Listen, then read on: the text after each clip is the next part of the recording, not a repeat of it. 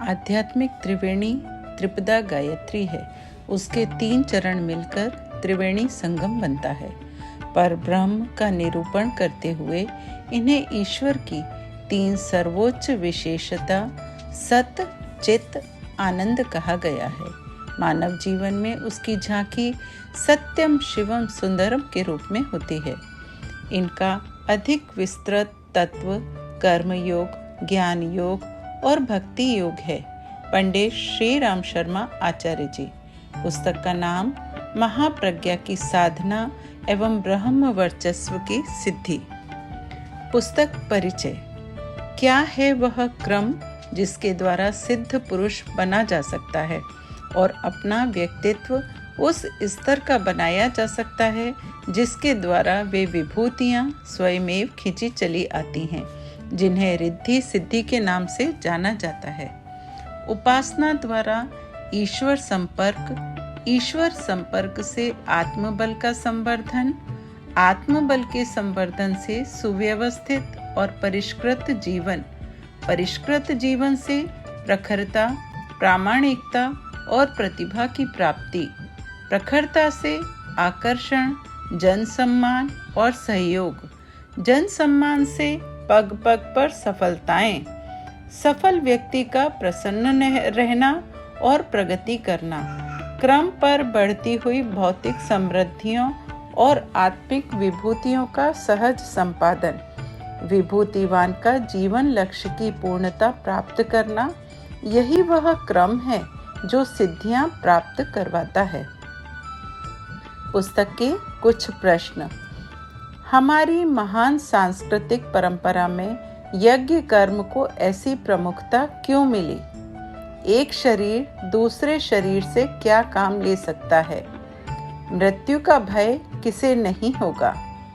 नित्य कर्म के रूप में दैनिक उपासना का कितना महत्व है?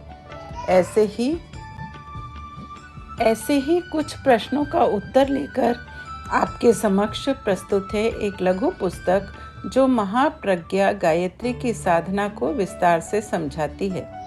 पुस्तक के कुछ अंश। धार्मिकता का अर्थ है कर्तव्य परायणता। धर्म और कर्म एक ही तथ्य के 2 नाम हैं। धर्मनिष्ठ, कर्तव्यपरायण अथवा कर्मयोगी, इनमें से किसी भी शब्द का उपयोग किया जा सकता है।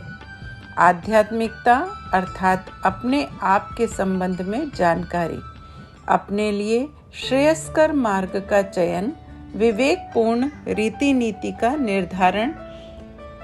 भक्ति योग को ही आस्तिकता कहते हैं।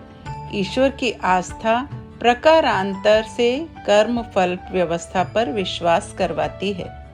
भक्ति का अर्थ है प्रेम। ईश्वर से प्रेम करने का अर्थ है उसके बनाए पदार्थों का सदुपयोग अर्थात प्राणियों के साथ सद्व्यवहार करना। संक्षेप में उदारता, करुणा, दया, सेवा, सहायता जैसी सद्भावनाओं के लिए भक्ति शब्द का प्रयोग होता है। उच्च स्तरीय प्रेम का यही एकमात्र स्वरूप है। सद्बुद्धि को ही कल्पवृक्ष समझा जाना चाहिए। गायत्री उपासना का मूल प्रयोजन यही है। उसका अनुग्रह जो जितनी मात्रा में प्राप्त कर लेता है वह कामना जन्य शोक संतापों से सहज ही छुटकारा पा लेता है। वह निश्चिंत रहता, निर्द्वंद विचारता और शांतिपूर्ण जीवन यापन करता है। जो दुर्गति के दलदल में फंसे हैं उनके दुर्भाग्य का सूत्र संचालन दुर्बुद्धि ही करती दिखाई देगी। स्वर्ग तक ऊंचा ले जाने और नरक के गर्त में गिराने का कार्य मानवीय बुद्धि की स्थिति और दिशा धारा पर ही अवलंबित रहता है। आत्मिक और भौतिक प्रगति के सभी तथ्य यज्ञ में बीज रूप में विद्यमान हैं। व्यक्ति और समाज की सुख शांति के अति महत्वपूर्ण सिद्धांतों का प्रशिक्षण इस पुण्य प्रक्रिया के माध्यम से भली प्रकार किया गया है। पुस्तक के कुछ बिंदु। त्रिपदा गायत्री की आध्यात्मिक त्रिवेणी।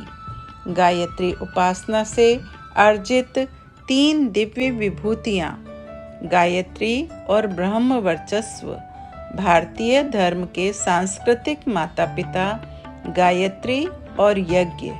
युग संधि के संदर्भ में गायत्री यज्ञों की भूमिका।